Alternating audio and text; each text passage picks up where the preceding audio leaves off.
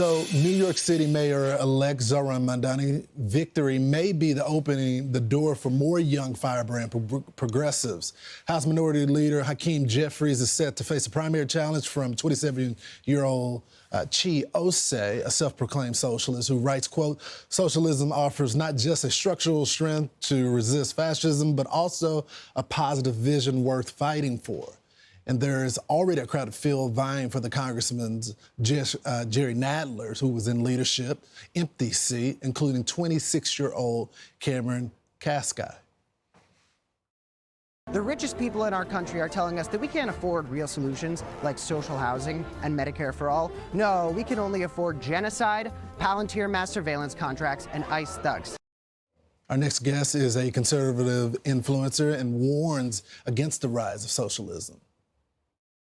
Mamdani voted to give himself a raise while also saying billionaires shouldn't exist. He's not calling for Hamas to put down their weapons, which he should be. They're a genocidal terrorist organization. He says he wants peace, but he won't condemn the organization who wants to destroy an entire nation. Will disincentivize people from building new housing, which is actually how you get the price of housing down. You get more units. They don't have the money to keep up with these properties, and now these properties are not in good condition, and now Mamdani can come back and say, "You're not doing what you need to do. We're taking that property." Jeffrey Mead, the man himself, joins us right now. Jeffrey, welcome to the studios. So tell me this, what is the appeal of socialism to our generation?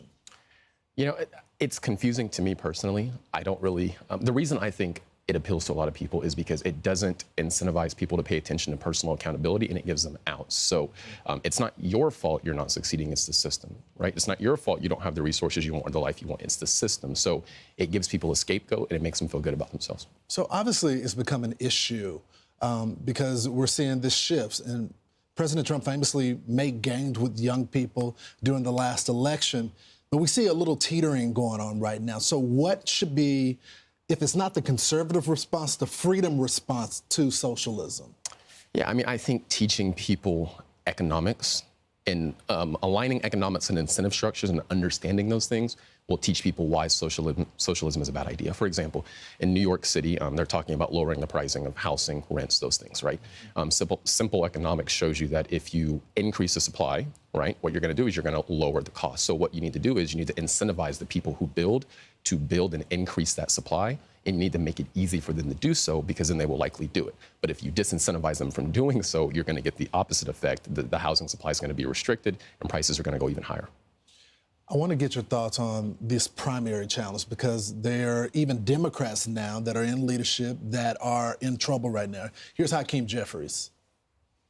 New York City Councilman Chi Osei filed paperwork today to run against you to represent Brooklyn. He has said that Democratic leadership has failed to effectively fight against President Donald Trump. What's your response? Come on in, the water is warm. There's a long list of young Democrats that are going to be running against them. What do you make of the challenge? Can he fend them off? I don't know if he can in his district. I think if you look across the country, it's not going to work. So, you know, you have a lot of swing states, places that aren't extremely liberal or progressive. So I think it works in extremely liberal and progressive areas, but outside of that, I don't think it'll work. So I actually think in many cases it'll be helping the Republican Party if it spreads, but I don't think it should spread. I don't want it to spread. I don't want that influence in our country, quite frankly. Does it hurt, though, even in the Democratic primary, where there's a strong Democrats area where you may have gotten a moderate person, but now there are going to be primary challenges that force even the moderates to be more radical? Is that helpful? No. I mean, I guess I can't 100% say no. It depends on what angle you believe. But if we're looking at conservatives winning, it could be helpful, right, depending on where that takes place. But overall, I still don't think it's good for the country, because I don't think socialism is where we need to go. I really think socialism disincentivizes innovation. And that's one of the key things that led our country to where it is today. Talk a little bit about affordability, because we keep hearing that word, affordability. Sure. And our generation is struggling with that right now. Yeah. What do you say to someone that is 25 to 30 that they want the American dream, but it's just not working out for them right now? Well, my first question would be, look at yourself, look in the mirror. What are you doing every day? Are you making good use of your time? Because there are still 25 to 30-year-olds succeeding. Is it arguably harder?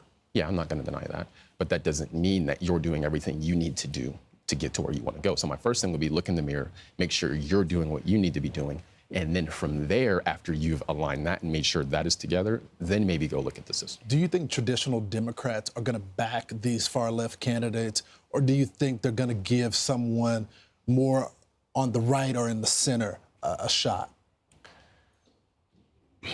When we say traditional Democrats, do we mean ones that are elected or just like populist? Just the voters out there. I think they will lean more towards independent or lean towards people on the right. Yeah. In swing areas, I should say. I hope you're right, especially after that Virginia race where I saw them vote for a candidate for Attorney General that threatened his political opponents. I hope that there are some reasonable Democrats that reject this crazy that's going on. Jeffrey, welcome to the studio. We appreciate you. Appreciate you having me on. I'm Steve Ducey. I'm Brian Kilmeade. And I'm Ainsley Earhart. And click here to subscribe to the Fox News YouTube page to catch our hottest interviews and most compelling analysis.